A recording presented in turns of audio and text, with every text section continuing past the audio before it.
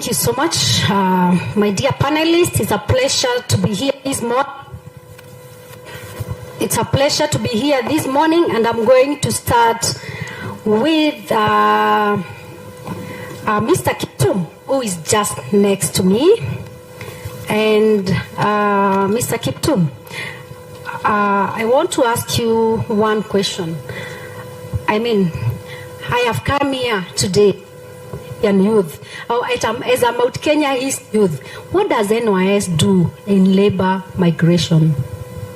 Thank you, Ruth. First, I think it will be very important if I introduce NYS briefly, so that there is the point where we'll now talk about labor migration and the role we play, especially at employment liaison.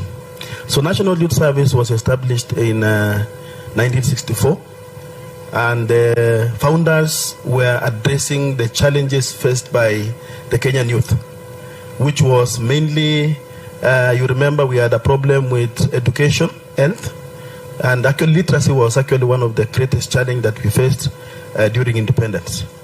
So the Kenyan youth also facing the same challenges, and those coming from humble backgrounds. Our founders founded NYS to address the challenges faced by the youth. Since the inception of NYS, we have done a lot of recruitments which are aimed at equipping the Kenyan youth with skills. Skills on vocational training, technical, and we release them out as highly trained, disciplined young people who are able now to build this nation.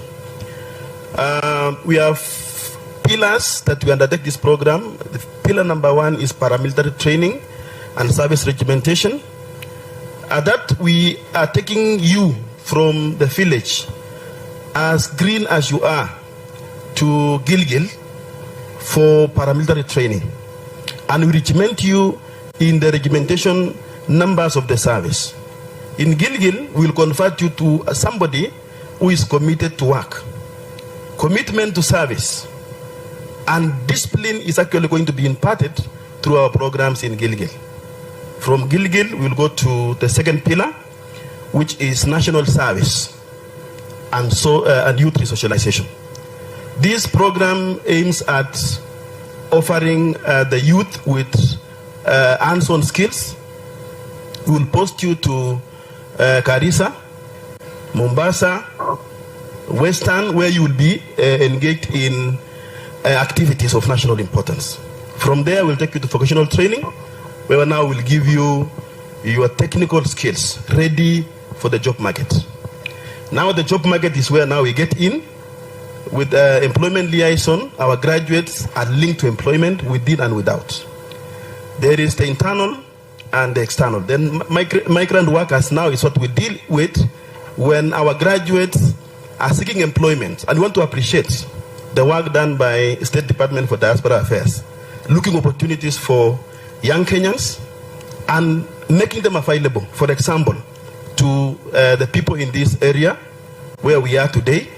And we will be here now to explain to you. From yesterday, you've been told the process of how to get a passport, the required documents, and then there are agencies here who will recruit you. Then from there, you will fly.